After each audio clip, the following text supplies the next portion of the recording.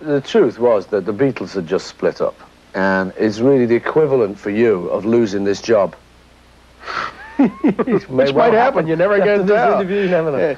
But, you know, you think about that, you know, you got a good job, you got a good position, and suddenly, next day, it's like, well, what are we going to do today? It's not there anymore. And it's a big number, you know, the rug pulled underneath your feet. Is that why Wings went through such a metamorphosis? I mean such a searching for identity? Really, yeah. I mean, the question is, follow that. Well, I don't know. The thing is, you know, do you expect us just to go on forever, you know, making more and more money, making more and more figures, bigger and bigger? You can't. No matter how good people are, no matter how well they do, they don't just stay up on the top all the time. There's got to be ups and downs. And I think, you know, the difficulty was to do anything after the Beatles that would look even remotely valid. Are you at all concerned about what the critics say? No, he said, lying through his teeth. Not at all. No, he said, no, don't reach for the review. No, no. Oh. Yeah, I'm too concerned, probably. But you can't help it. You're human, you know, you see papers.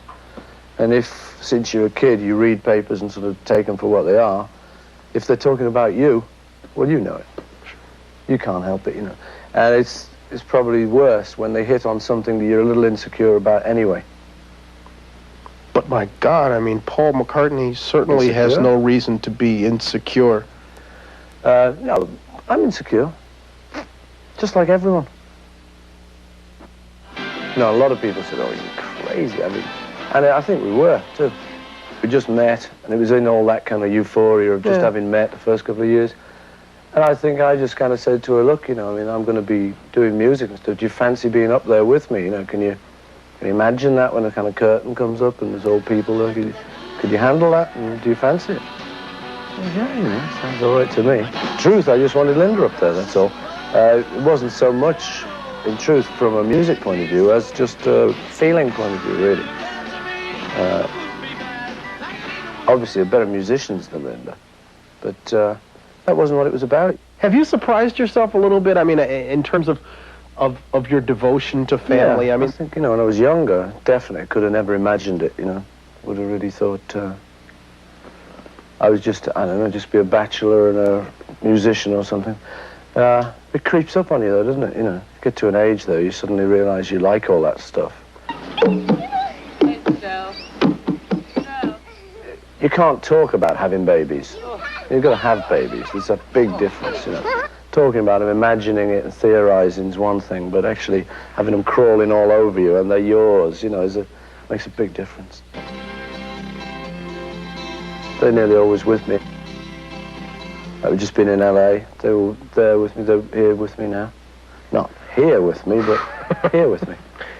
Has it been at all difficult to find a balance between being a good family man and a good music man? I don't really think it has, actually. I think, you know, things have got to work out right. You know, you got to be lucky, find the right woman and stuff. You know. Obviously, it's not all great, and you're going to be in a restaurant, and someone's going to come up and stick a thing under your nose, and say, do you mind? Just wait till after dessert. Can you be objective about your work at all?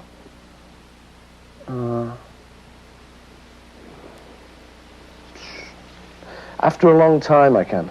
After a while, I can do it. You know, when I'm just going along, I hear it on the radio.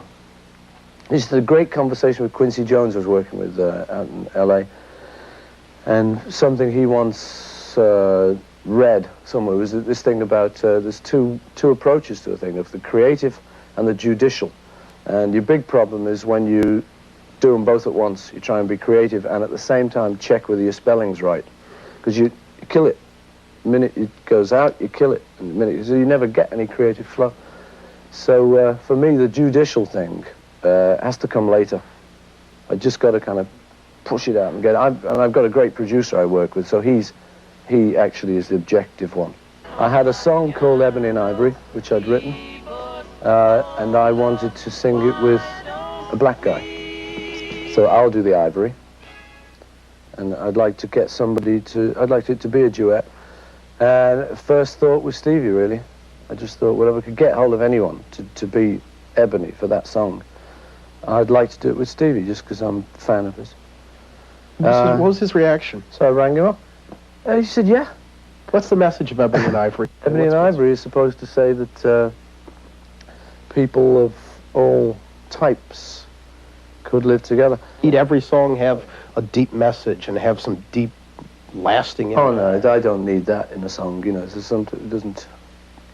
No, it's a funny thing, isn't it, records? I mean, you know, it can just be a sound can really attract you to a thing. Just a noise or a word, Huckleberry Friend, or, you know, there's always just a little gem of something. You'll be 40 in June. I hope I'm not giving away any trade secrets. I think you're handling it well. What does it mean to you? Being 40. Yeah.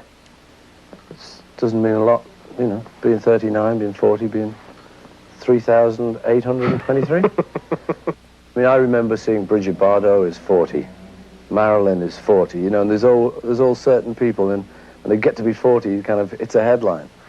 I'm not really likening myself to Bridget and Marilyn, but I'm obviously coming in for a little bit of that stuff, you know, like, what's it feel like to be 40? Actually, surprisingly, it doesn't faze me at all. No. How long would you like to keep on doing this? This, forever.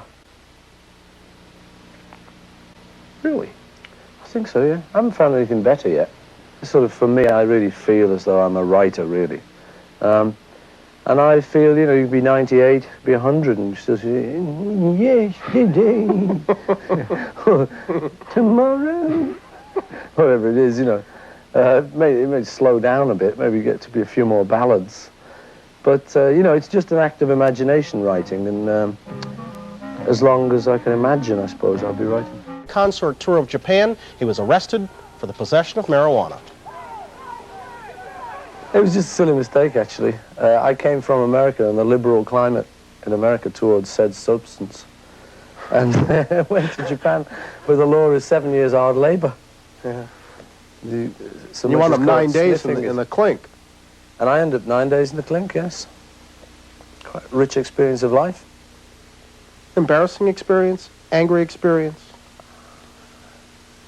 No, worrying, really, frightening. I mean, if it had just been me in a group or something, I don't think it would have been so bad. I took the wife and kids, see, like I always do. So Daddy got busted. Where's Daddy? It's gone away for the evening.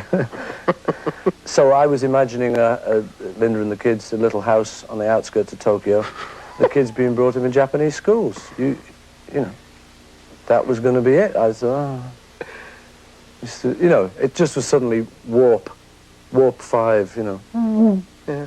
Tokyo and stuff, you know. I just was trying to imagine that, you know.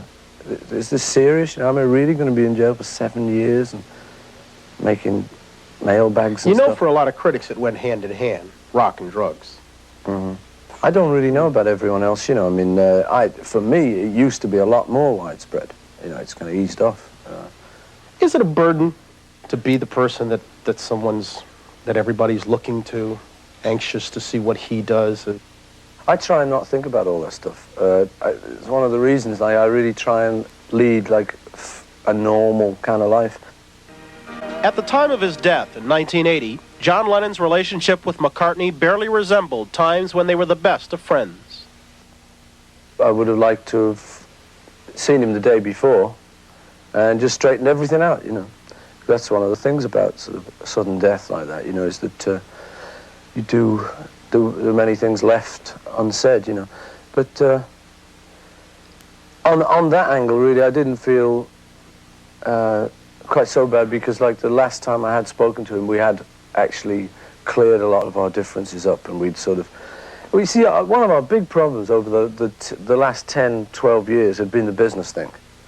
And we found that we could talk to each other as long as we were talking about kids, talking about stuff like that. It was really easy. And we could get on fine, and it was, wow, you know, well, how are your kids? Wow. And we'd be going to be terrific, you know. And suddenly, either one of us would kind of say, oh, what about the Apple thing then? And he'd get real mean, wow, you know, because, I mean, that was like a serious game of Monopoly, that. Did John's death, in any way, change the way Paul McCartney views his celebrity status? Not my celebrity status, no. But it changed a lot of things.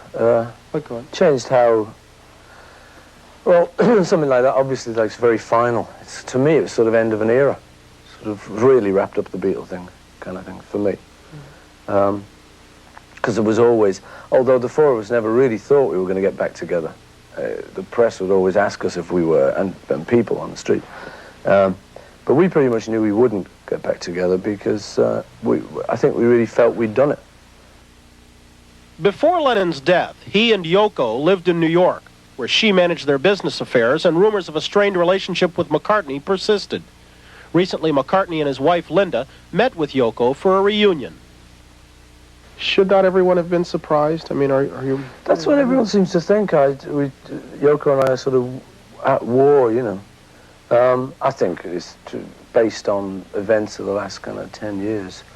No, during the last year or so, we've had a better relationship than we've ever had, probably.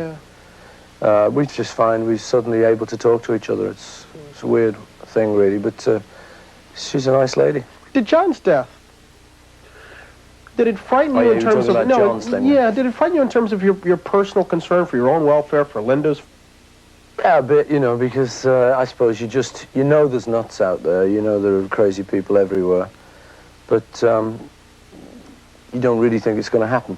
I suppose something like that actually sort of focuses it. And I mean, it's tough, but yeah, obviously I was worried for a few weeks, but I don't think you can live like that. I wouldn't like to live with that on my mind. So really, my attitude is just try and just push it out of my mind. I don't really know what else to do.